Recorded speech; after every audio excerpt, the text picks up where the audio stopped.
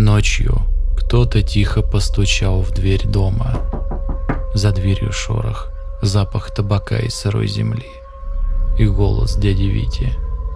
Только дядю Витю мы неделю как похоронили, а его шуба с валенками висят на пугале в огороде.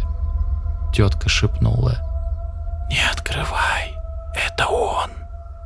Чем все кончилось, смотрите в полной версии истории на канале. Ссылка в описании.